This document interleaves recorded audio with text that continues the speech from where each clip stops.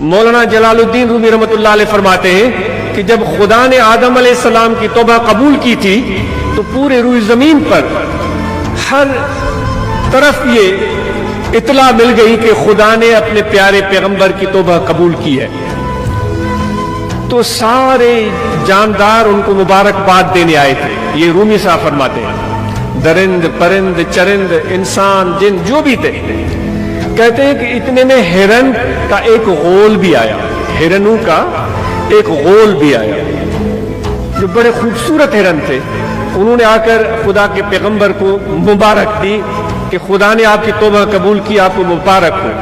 تو ان ہرنوں کی شکل، ان کی آنکھیں، ان کی رنگت، ان کی چال ڈال آدم علیہ السلام کو پیاری لگی، تو آپ ان ہرنوں کے قریب چلے گئے۔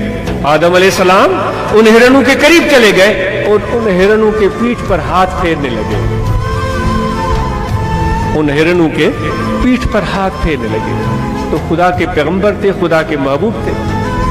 ہاتھ پھیرنے کی برکت یہ ہوئی کہ وہ ہرن کے جسم میں خوشبو پیدا ہو گئی۔ وہ نافا والا ہرن سنا ہے، نافا والا جس کا مشک بنتا ہے، ان کے بلڈ میں خوشبو آ گیا۔ وہ رومی فرماتا ہے جب واپس اپنے غول میں گئے اور ہم جنسوں میں گئے تو انہوں نے کہا بھائی یہ کیا ہوا، پہلے تو یہ خوشبو آپ میں نہیں تھی، آج خوشبو یہ کہاں سے آ گئی؟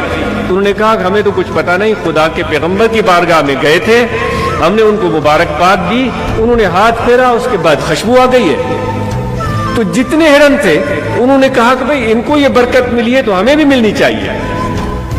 وہ بھی سارے کے سارے آدم علیہ السلام کے پاس گئے، انہوں نے بھی مبارک دی اور فرمائش کر کے ہاتھ بھی پھیروایا کہ صحیح ہمارے پیٹھ پر بھی ہاتھ، ہم بھی کہتے ہیں صحیح میرے پیٹھ پر بھی ہاتھ پھیرو۔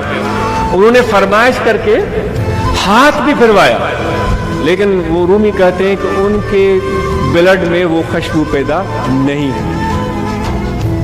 پہلے ہرنوں کے بلڈ میں وہ خوشبو پیدا ہوئی۔ وہ رومی کہتے ہیں یہ کیا فرق ہے؟ رومی کہتے ہیں پہلے والے جو ہرن گئے تھے وہ آدم علیہ السلام کی محبت میں گئے تھے، ان کا کوئی مطلب نہیں تھا، اپنا ذاتی کوئی مقصد نہیں تھا، ان کے دل میں صرف محبت تھی، خدا کے پیغمبر کے ساتھ پیار تھا، تو اس وجہ سے وہ برکت ملی۔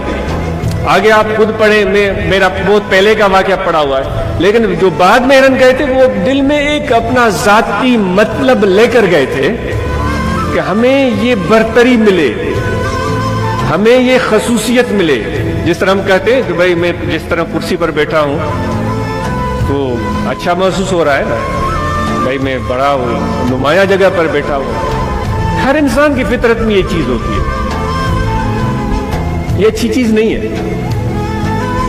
میرے بھائیوں، اتنے لوگوں کا توجہ حاصل کرنا یہ کوئی بڑی بات نہیں ہے میرے دوستوں۔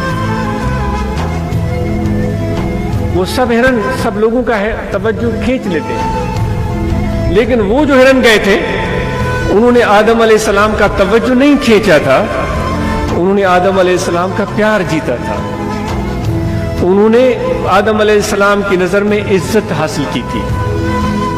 تو یہ اتنے لوگوں کا توجہ حاصل کرنا یہ کوئی بڑی بات نہیں، اتنے لوگوں کا پیار جیت لینا، اتنے لوگوں کے سامنے عزت کما لینا یہ بڑی بات ہے۔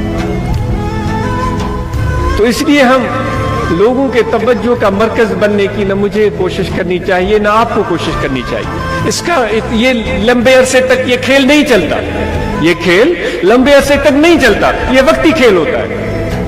تو وہ جو ہرن گئے تھے وہ محبت میں گئے تھے تو ان کو خوشبو مل گئی۔ تو اس لیے میرے دوستوں ہمیں بھی جتنی محبت اور سچائی دل میں ہوگی اتنا فائدہ ہمیں ملے گا۔